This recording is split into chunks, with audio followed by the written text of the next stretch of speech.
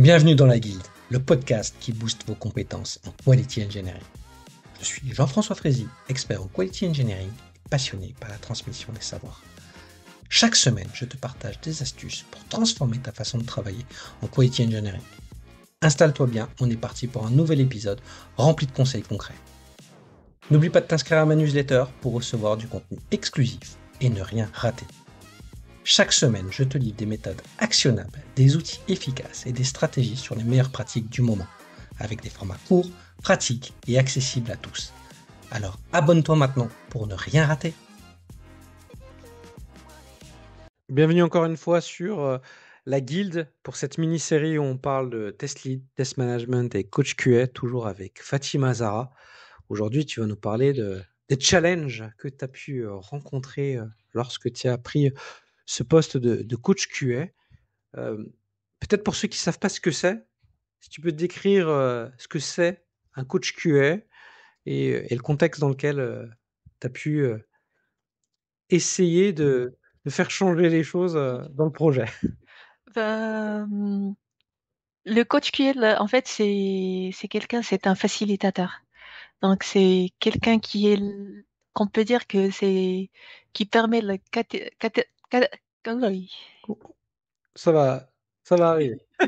Le catalyseur, c'est ça que tu veux dire? catalyseur de changement. Donc son rôle, il est pas là pour superviser ou de produire, il est là pour accompagner les équipes pour déployer la qualité. Et en général, c'est les boîtes qui ont atteint un niveau de maturité qui cherchent à recruter ce genre de Et, profil. et surtout, je suis d'accord avec toi, et il accompagne toutes les parties prenantes dans la qualité, De c'est-à-dire les développeurs, Oui, les PO, les ops. Et c'est vrai que quand test manager ou lead QA, même si on dit souvent, ouais, il faut faire du BDD, il faut en faire dessus, mais c'est vrai que souvent dans les entreprises, on les catalogue avec les testeurs. oui. Et ça change beaucoup de choses parce qu'il faut pouvoir parler encore plus finement avec eux et les convaincre de changer leur façon de travailler. Et on n'est pas leur responsable. Oh, exactement. En fait, c'est ça où j'avoue, j'avais un peu de mal parce que j'étais pas la responsable de ce qui se produit, mais mon rôle, c'était vraiment d'accompagner. Donc, tout ce qui est amélioration continue, donc de créer une culture d'apprentissage, de transformation de la culture, et surtout, c'était d'influencer pour que c'est eux qui prennent la décision. Et moi, en fait, le rôle que j'ai pris en tant que coach QA, j'avais pas de testeur, donc j'étais dans un contexte, c'était un mélange Waterfall et Scrum. Il y avait la partie produit qui était agile, et il y avait la partie projet ou les chefs de projet qui étaient vraiment au Waterfall et qui travaillaient sur le même projet. Du coup, moi, mon rôle, c'était pas que accompagner les équipes de dev pour déployer la qualité. Il y avait les PM, les PO et les équipes projet, en fait. Deux départements qui communiquent pas entre eux, mais qui ont le même objectif, c'est livrer la même fonctionnalité.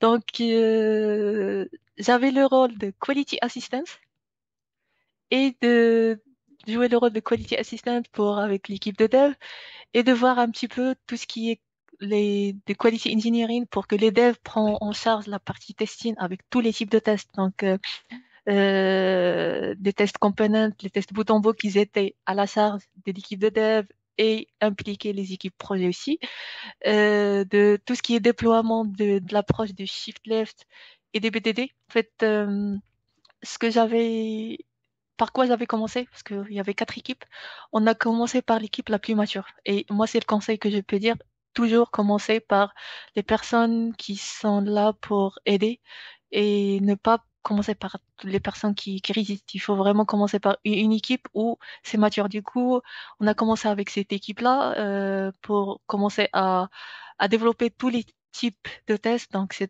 on avait les quadrants agiles. Du coup, on a défini le RACI. Les devs étaient chauds pour commencer les tests. On a commencé à faire des ateliers de l'example mapping. Le PO a commencé à rédiger des user story invest et on s'est parti de cette équipe-là pour donner de l'exemple pour les autres équipes.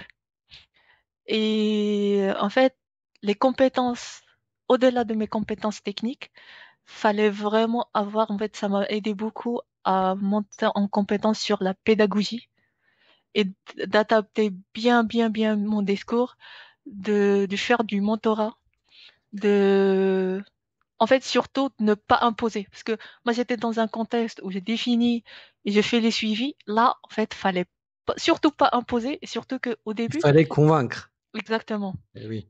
Et surtout, les gens, au début, pourquoi t'es là? C'est quoi ton rôle? Il y Ouais, avait, ils n'avaient pas l'habitude. ouais, et il y avait le upper management qui attendait des KPI de mon côté, alors que moi, je produis rien en fait. Moi, je suis pas là pour produire des KPI, moi, je suis là pour faciliter et améliorer la qualité de travail. Mais tu as réussi quand même à produire des KPI après. Oui, Mais avec l'aide des équipes.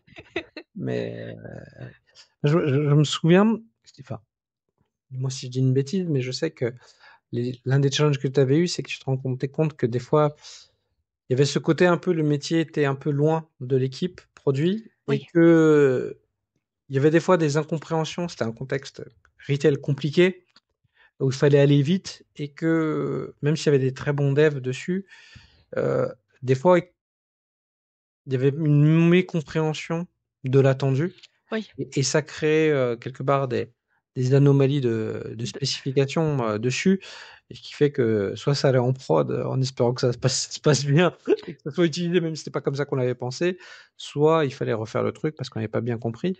Et je crois que de mémoire, l'un des ateliers qui t'avait permis de travailler sur la communication, de mieux embarquer tout le monde, c'était l'example mapping, c'est ça? ouais, c'est ça. C'est ça, c'est que on a intégré l'équipe projet dans les ateliers produits. Donc, c'était de l'exemple mapping. Et ce qui était génial, c'est que l'atelier a été préparé par l'équipe de dev.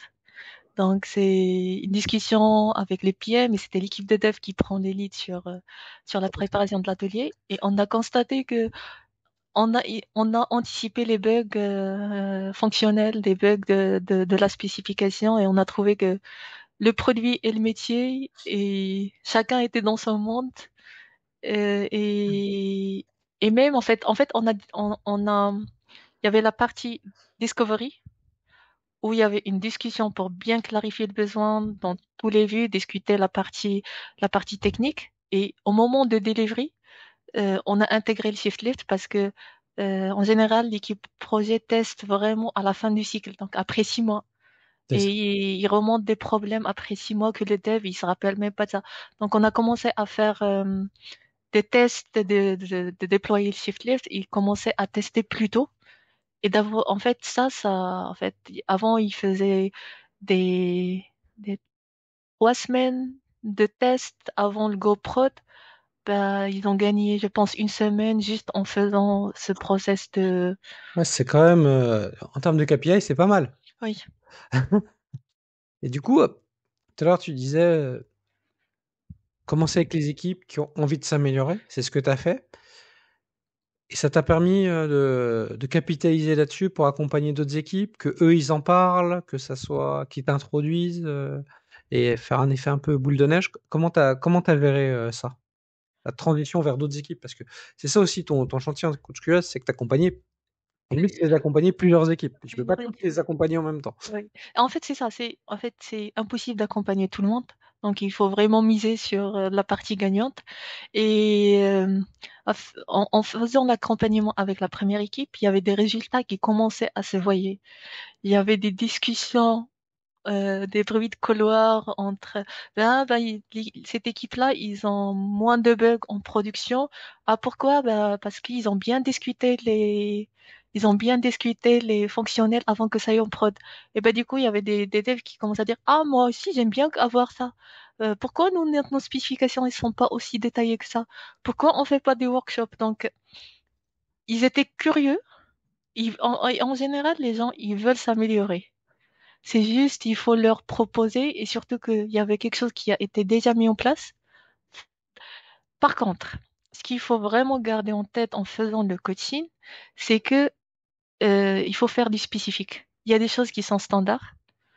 il faut faire du spécifique parce que c'est pas les mêmes besoins de chaque équipe. Donc, il C'est faut pas les pas mêmes essayer de compétences non faire, plus. ouais, il faut pas vraiment essayer de faire du copier-coller. Ok, on veut le même résultat.